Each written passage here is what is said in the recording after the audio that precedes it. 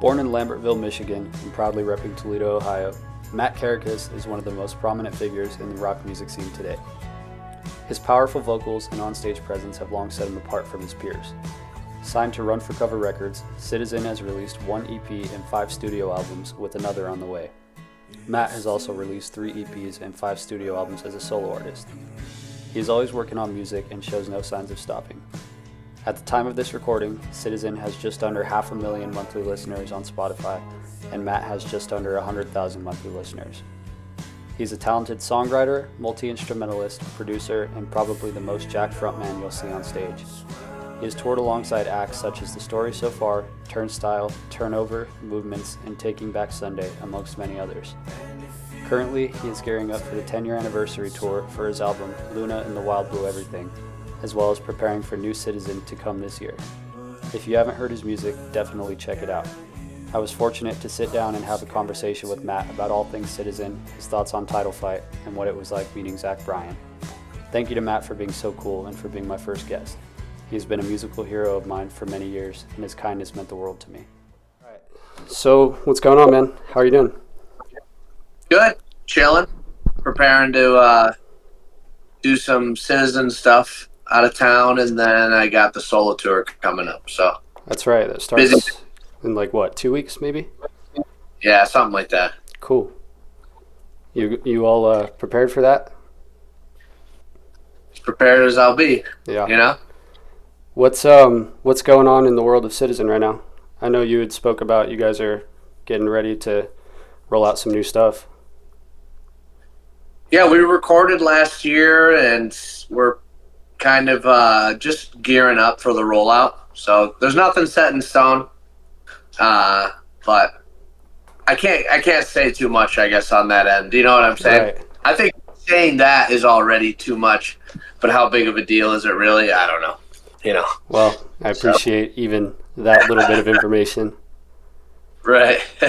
So you're getting ready to head out on the Luna 10-year tour, correct? Yeah. I got tickets to catch you in Denver for that, so I'll be seeing you over there.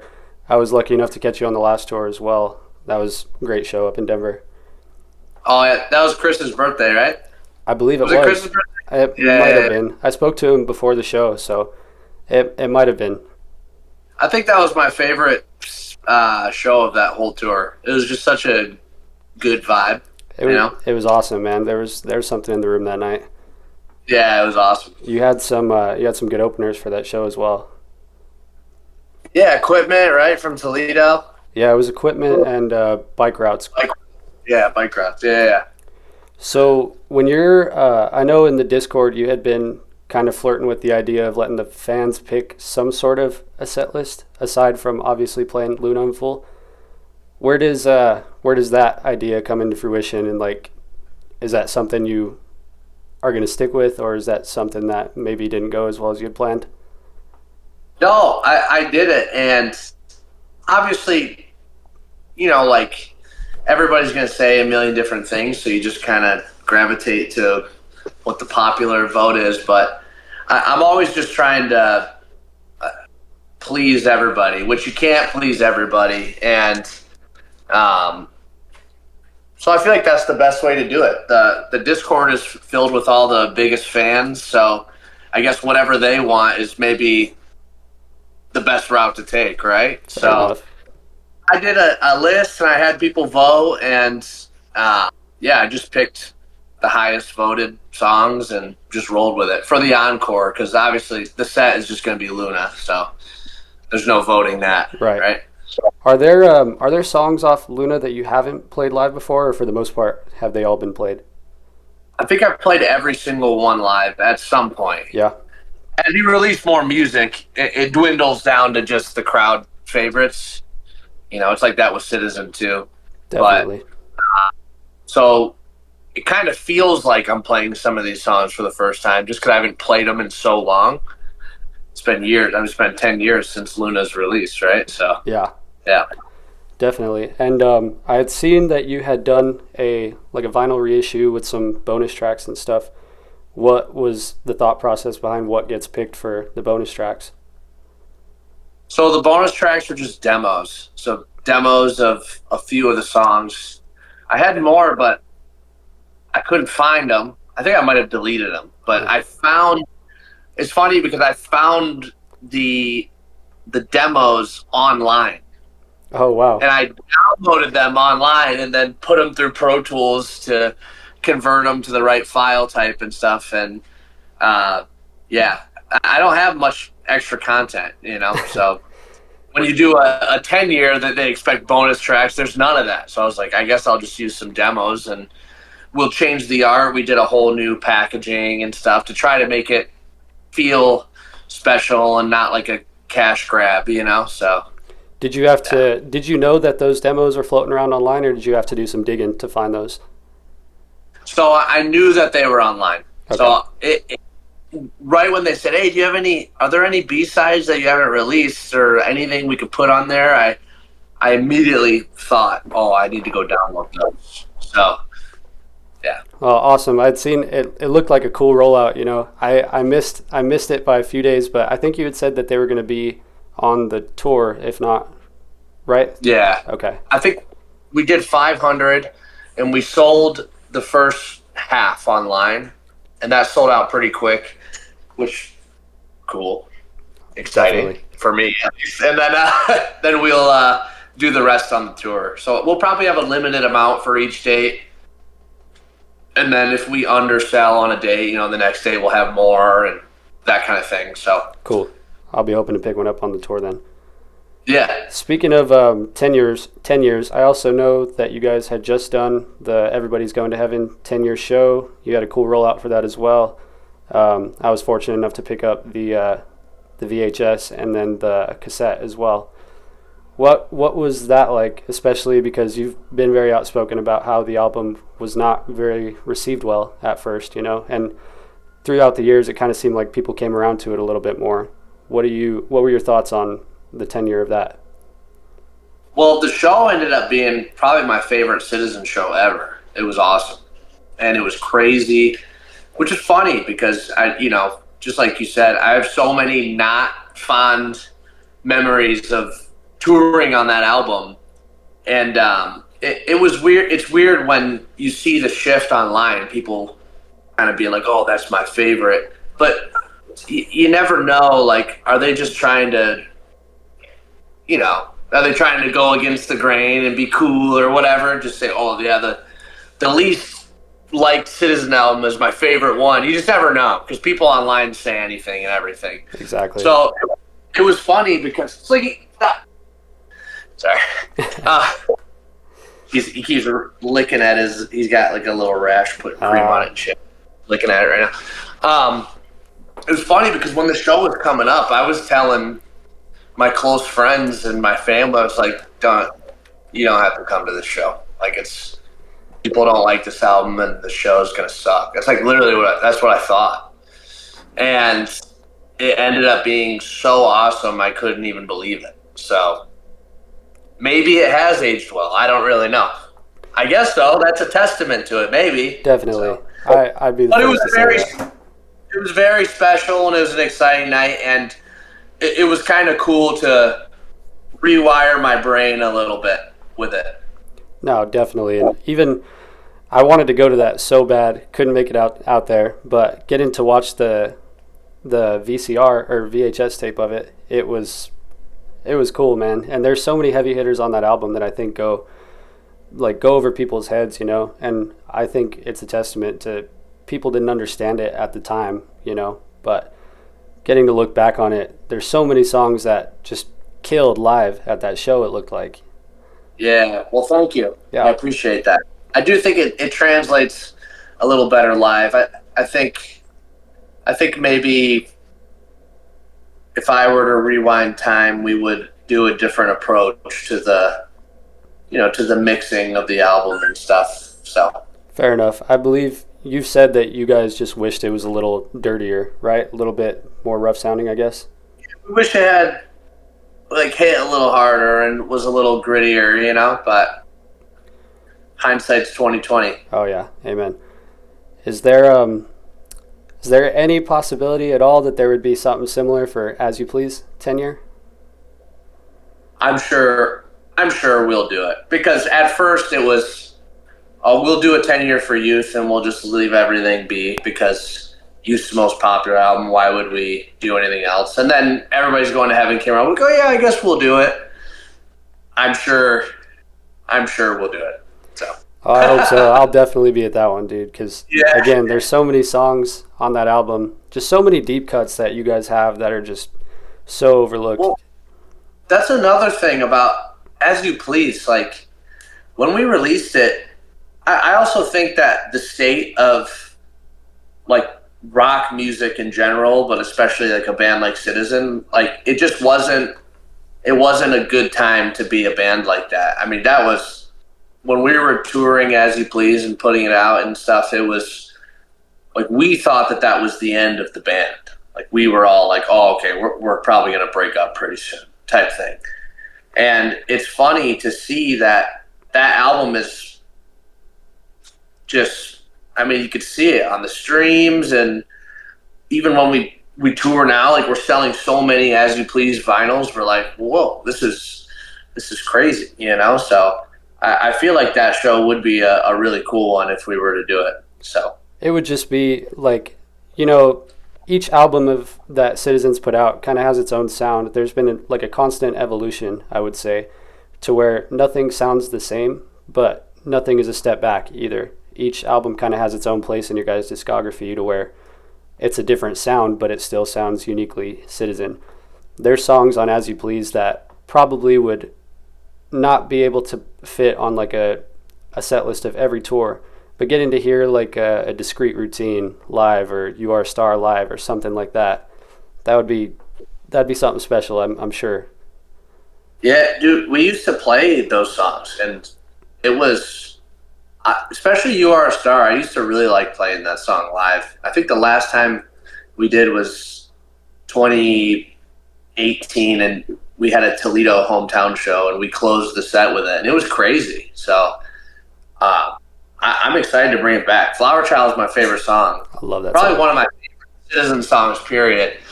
And every single tour, I'm like, let's play Flower Child. I'm trying, but nobody... I get outvoted every single time, and we work as a democracy, you know, so Right. can't really do anything about it. Trying to get everybody to come around to that one. Yeah, I know. I'm like, people on the Discord want Flower Child. They want it.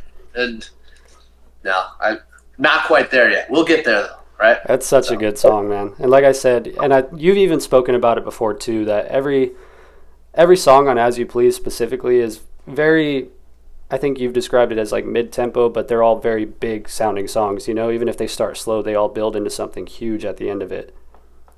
Yeah, when writing As You Please, it was like big chorus. We need big chorus, big chorus. That was a thing on my mind for sure. Oh yeah, So. it definitely came through on that album. Hell yeah. Mission accomplished. Yeah, I'm saying, dude. So going back to your solo work, the last album you put out as a solo artist was To Dream of Something Wicked, which was great album, dude. I listened to Figure Eights probably like an unhealthy amount, like no more than I shouldn't listen to it that much. What was going on at this time with all these songs that formed To Dream of Something Wicked? I was moving back home to Toledo, and it was a nostalgic and melancholic time, you know, and I was just writing an album in the midst of it. And then right when I got to Toledo, I recorded it, you know, so it's like it was written during a very transitional period in my life where a lot of huge things were changing, and I feel like it really comes across in the music. And people tell me it's the most Luna-esque solo album I have, and I feel like I was in the same place mentally, but later on in life as when I did that album. You know what I'm saying? Yeah. So.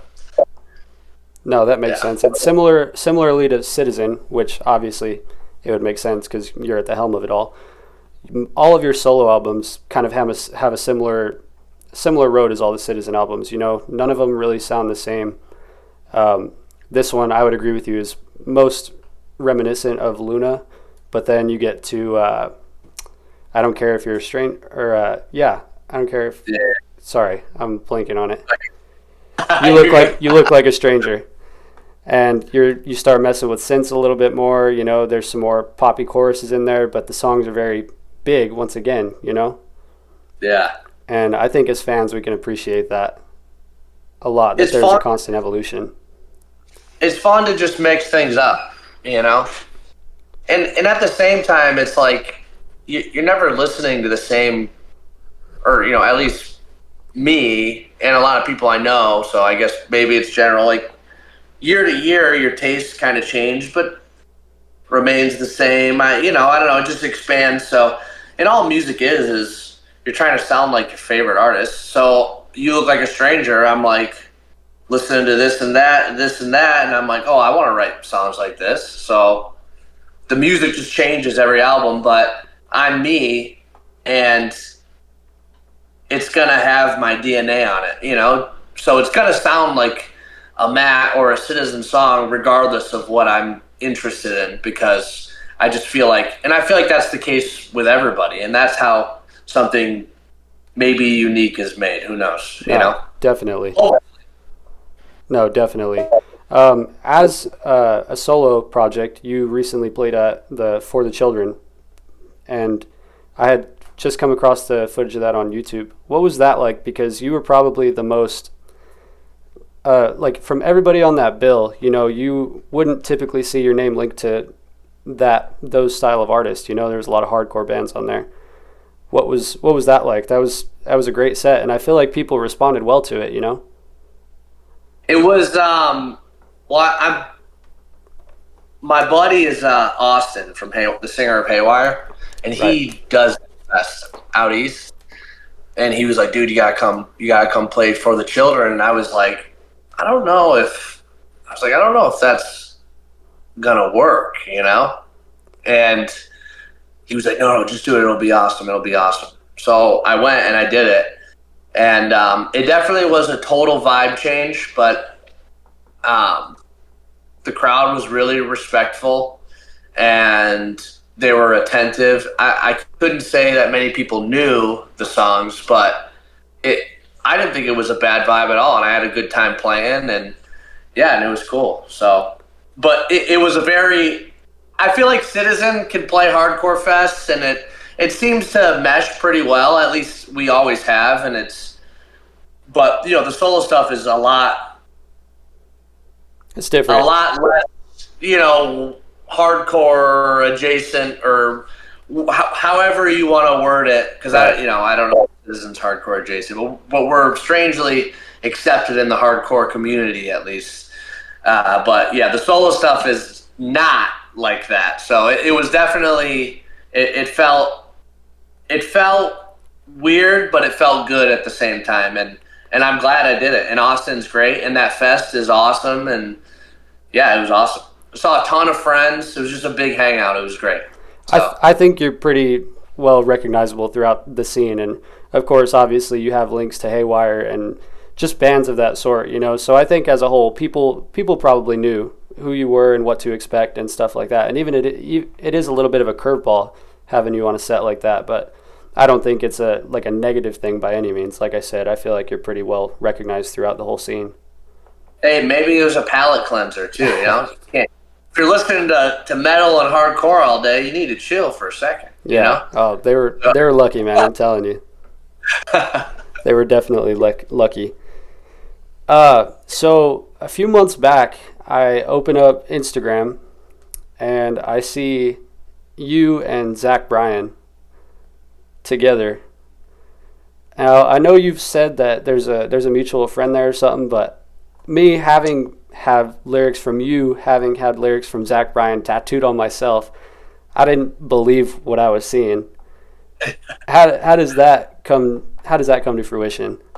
What was that like? So one of my best friends is his barber, and he has became like besties with Zach Bryan, and he invited me to the show out in Indiana, and I went there and I watched the show, and then my friend texted me and he said, "Hey, come backstage." So I went backstage. He came and got me, and he was like, "Wait here," and Zach has posted my music on his story before, which is really awesome. Right.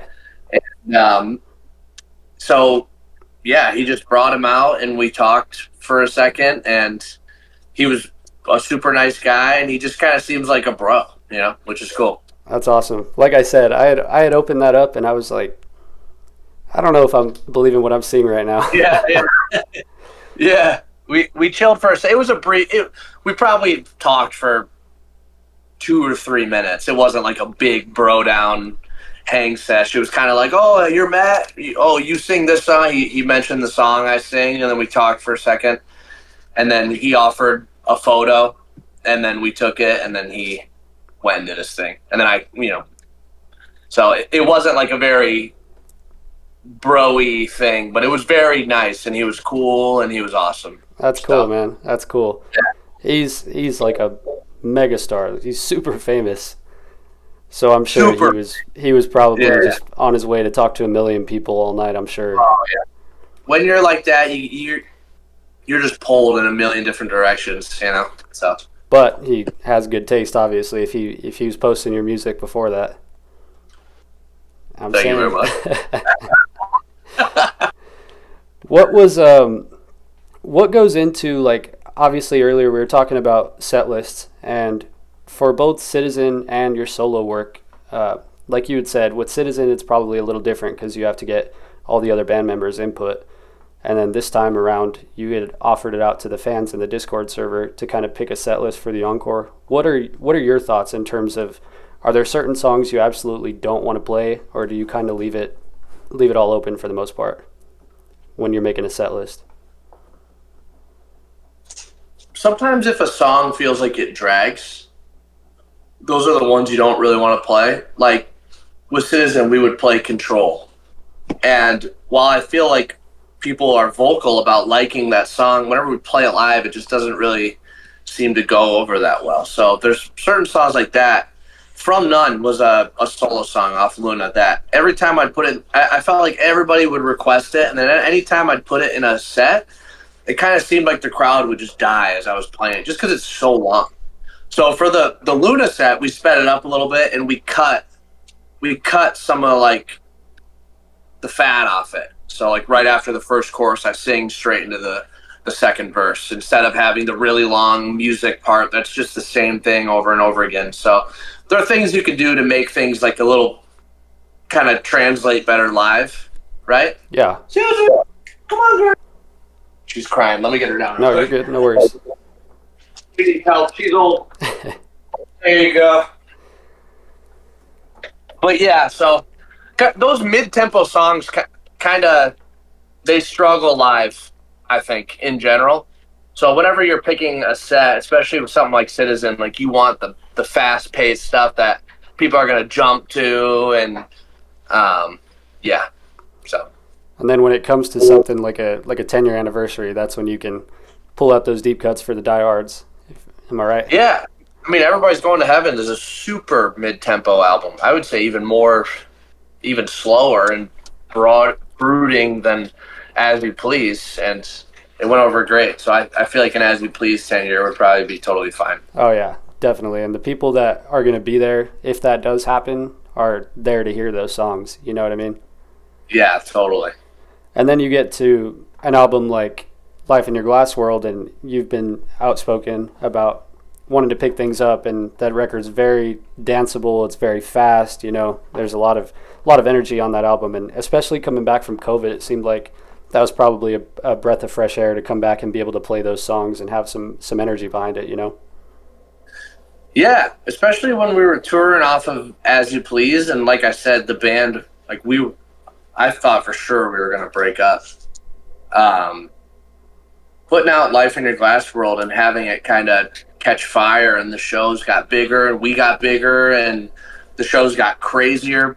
It was just kind of like, it felt like cold water, like everything just felt new again, and we weren't this like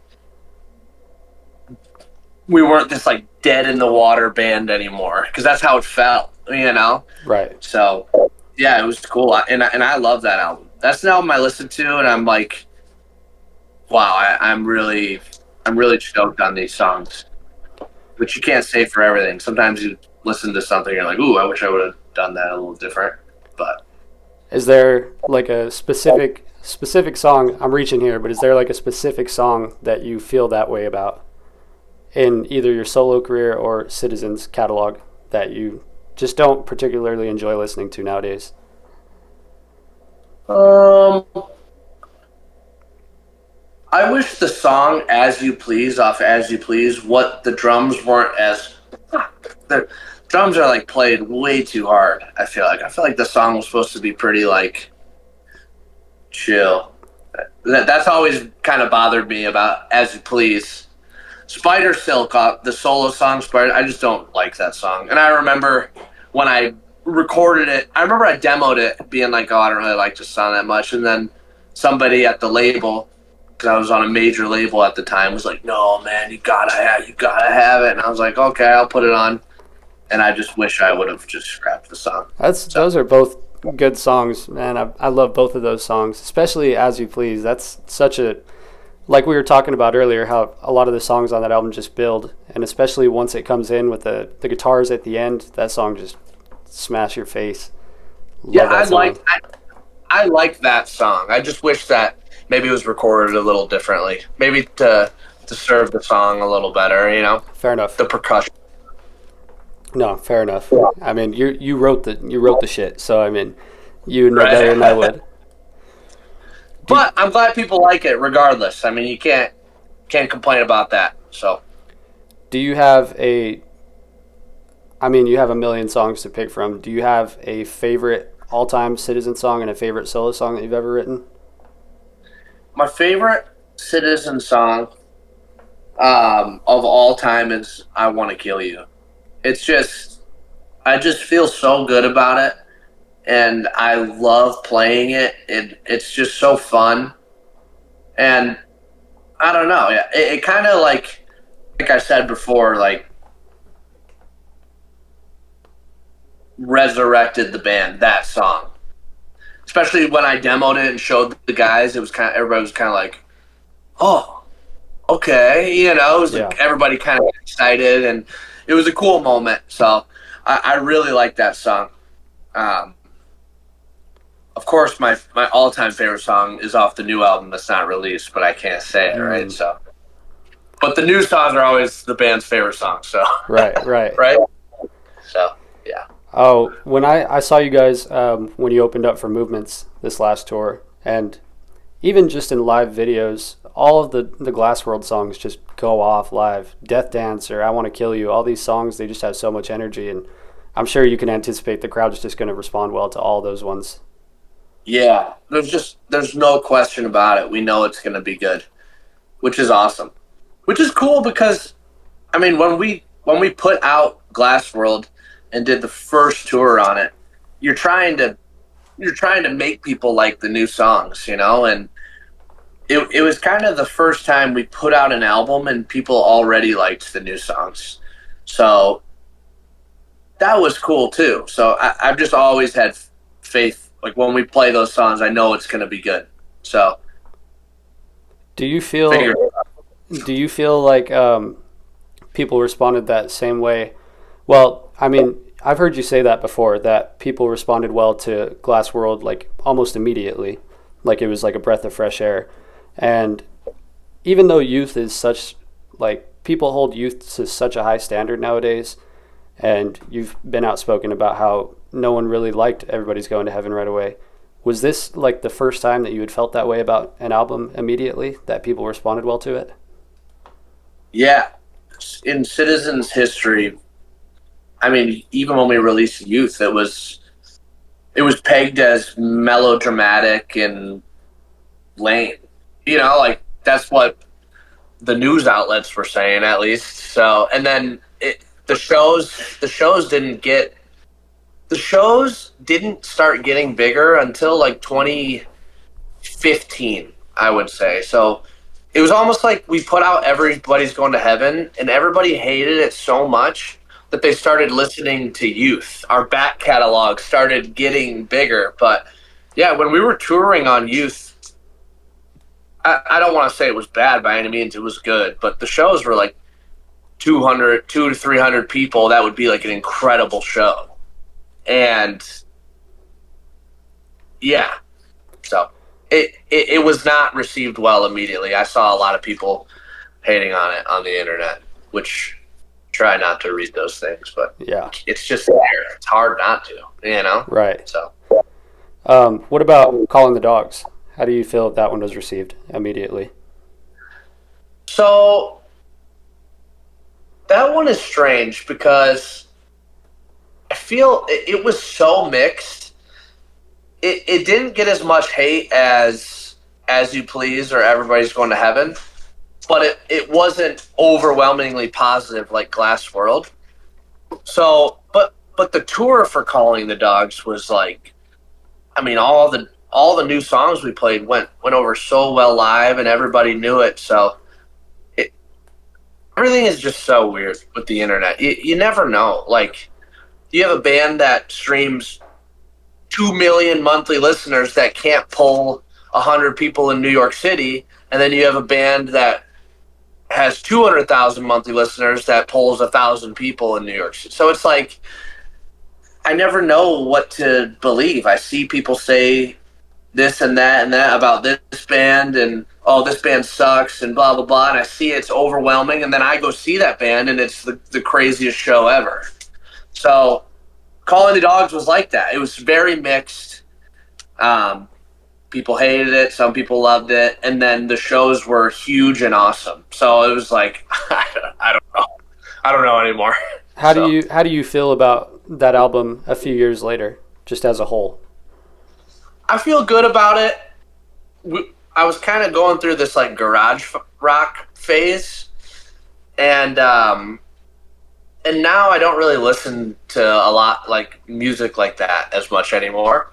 So while it's not one of my favorite Citizen albums, but I don't think it's bad. I'm glad we have it, and the songs are fun live, but um, it doesn't hit me emotionally really when singing those songs. You know, it's not like a if I sing Flower Child, I can like feel it. You know, when I Right. sing a Calling the Dawn song, it feels fun to me, and I'm like, oh yeah, this is cool. You know, Yeah, but that's a fair I, assumption. I think Citizen is a very emotional band, and yeah, I'm glad we have that album though, and we'll still play songs off it, and they do go over well, thankfully. So Definitely. And again, like I said, there's just so many. You guys always have so many heavy hitters on each album specifically. And when I saw you guys Hypertrophy specifically, that one just kills live. You know, that song, yeah, I love playing that song live. It's fun. that's such a great song. You guys have such a good. I'm sure when you guys are going through and picking tracks for the album, you have such a good gauge of what's a good opener and what's a good closer, and having like a head trip as an opener for that album, and then I believe the closer is Takes One to Know One, correct?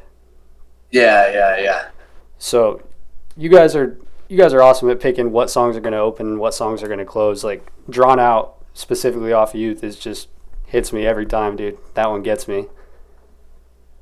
Dude, everything like that's all a big collab. Like every time we finish an album, we're all sending our version of the album, and then we kind of match it all together. You know, okay, I like Nick's idea of this or Eric's, and maybe we'll do this, and then it feels good that it has worked pretty well because, I mean, I guess what I'm trying to say is the Citizen Squad. I'm glad we all get along so well, and our ideas have worked okay. You know Yeah, what I'm saying? definitely. Some bands are just not friends, and then they have somebody just guiding the way, and everybody's miserable, or whatever the dynamic is. There's a lot of options, but we all just do everything together, and we all get along just fine, and there's just never any problems, and I'm very thankful for it. So Oh, and it's such a You've spoken before about, like you had said earlier, like during the As You Please tour, there was a point where you guys weren't really getting along that well. So it's I'm sure it's a good thing and a good feeling between all you guys to be able to get along nowadays and be so collaborative on all your projects. Yeah, sometimes there's just a bad apple in the band, and then you kick their ass out, and everybody's just happy. You know, Problem so solved. we eliminated all the snake fucks, and now everybody in the band is just having a great time. So Awesome. Glad to hear that, dude. feels good. So again, I'll be reaching here a little bit. What can you say about Citizen's future that's not going to be getting you in trouble with people? We have a lot planned, and I guess no more than usual. I mean, what does every band do now? It's like we put out an album and then we just tour our asses off. So the album will be out and we will tour this year for sure. And I guess that's what I could say, you know. Great news. I'm excited though. So Great news. You had said that you played drums on it, correct? yeah. So Ben, our drummer Ben, played on two of the songs, and then I played on the rest. Besides, so Ben played on two, and then our friend Ronnie from Toledo played on two because I didn't have the skill. He's Uh-huh. just such a so I pulled him in for those two, and then I did the rest. So Hell yeah. As like, I mean, I've seen you covering title fight songs from way back in the day and stuff. What was that like being able to have Ben join the band? Because he was your tour manager at first, correct? yeah, I mean, who in this scene, like who isn't looking up to Title Fight? You know, like they're like the kings, right? So when we were first coming up, we were kind of like the ugly stepchild where we were trying to fit in. We weren't really accepted by a lot of our peers. And Title Fight was a band that kind of welcomed us with open arms. And those guys were always so cool to us. And we would go and hang with them in their hometown. Like, you know, this is 2011 or whatever. And so we loved their music and we thought they were awesome people. And at one point, Ben was like, hey, I'm just reaching out to bands. I want to get into tour managing. So, and we definitely didn't need a tour manager at this point, but we just loved title fights. We were like, yes. So we brought him on tour, and you know, when we kicked our other drummer out in 2019, it almost like wasn't even a question. Ben was just like, yeah, I'll drum, which was cool. Oh, I'm sure that was insane to think about that. You have Ben from Title Fight playing drums in Citizen all of a sudden, you know? Yeah. He's Yeah. he's a legend. Yeah, it's really, really awesome. And he's just such a good guy, too. Like, he's truly so nice and kind, you know, which is great. So, Yeah, he seems like such a good fit too. Like he kills it live every time with you guys. You know, yeah, there's no, I mean, he's one of the best drummers in the scene, period. So I mean, I'm sure that was awesome being able to have him in the band. yeah, it definitely helps us for sure.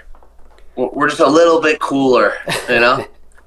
I mean, you got the guy from Title Fight in the band, so Doesn't get much cooler than that. yep, exactly. And Title Fight has become such like this mythical creature, especially since they did their thing, they dropped out, and Title Fight was what it was, you know. So they're almost held to like this. They're like, I don't know, they're unheard of nowadays, you know. So it's being able to have the guy from Title Fight who's done all those amazing records playing drums in your band. That's insane.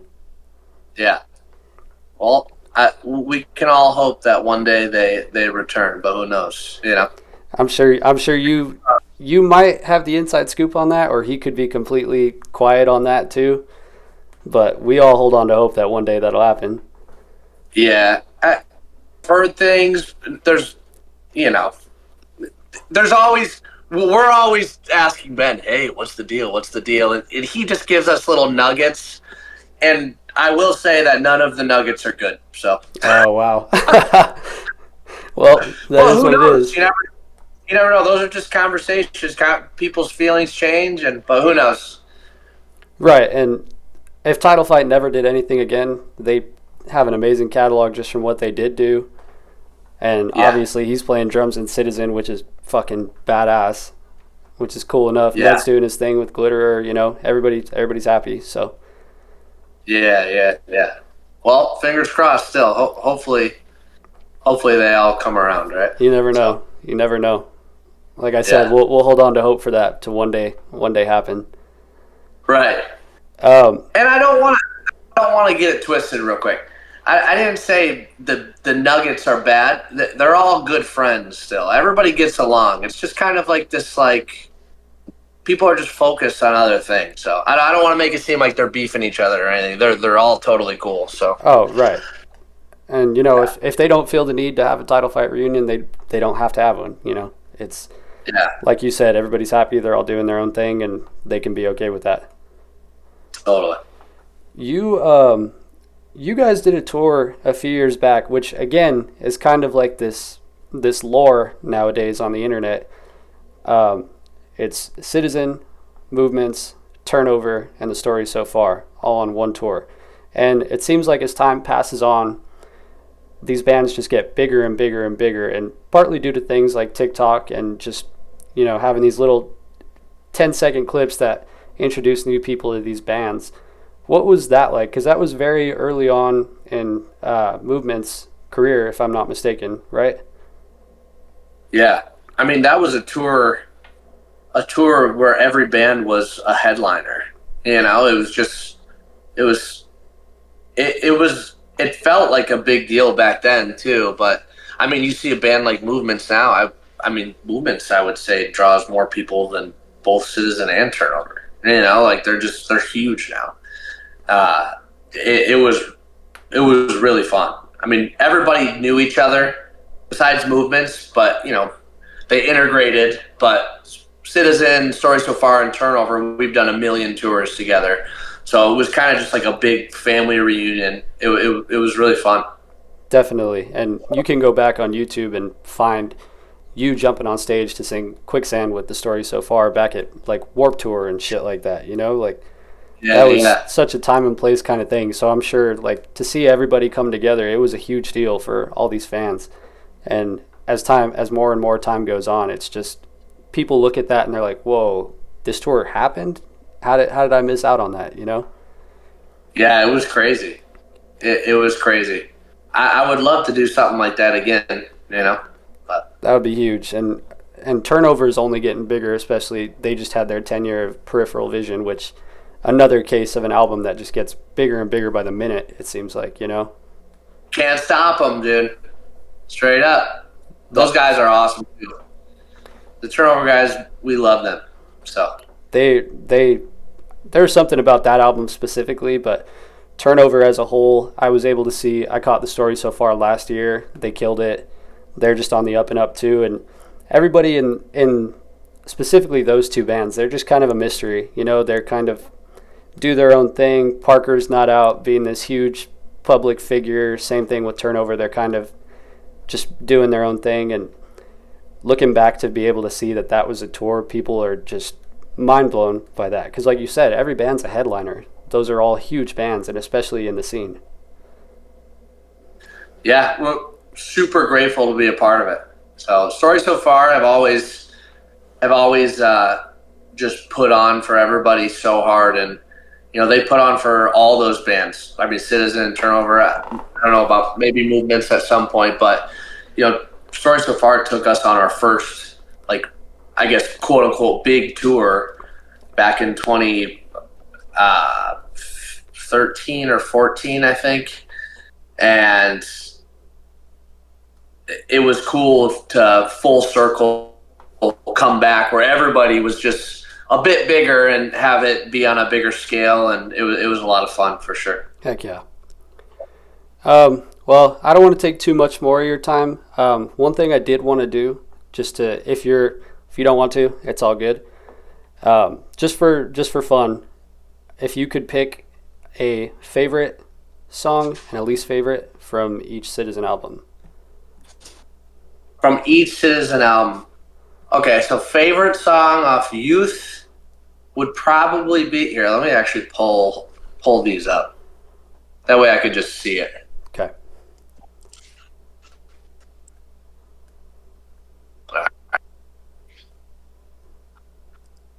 Citizen. Here we go. Okay. AZ lyrics. Because they lay everything out nicely. Fair. Okay, so we'll do Youth. My favorite song would probably be Speaking with a Ghost. Least favorite, Sick and Patient. Everybody's Going to Heaven. Favorite, My Favorite Color. It's my favorite. Least favorite, Weave Me. Okay. As You Please. My favorite is Flower Child. And my least favorite, we'll say Medicine. Interesting. Glass World. Favorite is I Want to Kill You. And then my least favorite would probably be probably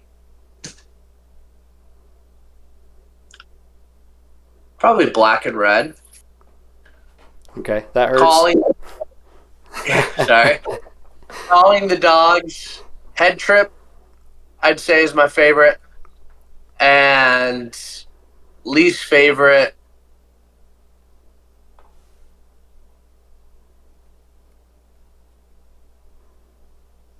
Bad Company.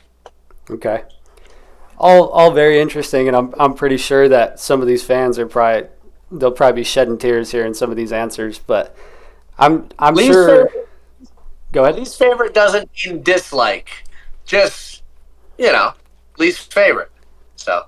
And I mean, like I said, you wrote them, so I'm sure that these answers probably vary from time to time. Especially the more you listen to something, you might like it more, you might hate it more, whatever it may be. Yeah, sometimes you could just like a song the least because it went through so many mix revisions, and I'm just so sick of hearing it, and all of a sudden, every time I hear it, I just think of the mixing process, so those kind of things change things, so. Definitely. Awesome. Well, thank you so much for taking the time, man. I really do appreciate it. I'll be seeing you in just a little over a month in Denver. Can't wait. Everybody go check out Matt on this 10-year Luna tour. Be ready for New Citizen, and just go listen to everything that he's done. I appreciate you a lot, Cool. Matt. Thank you. Thanks for having me, brother. Awesome. You have a good one, man. Thank you. Yep, you too. See ya.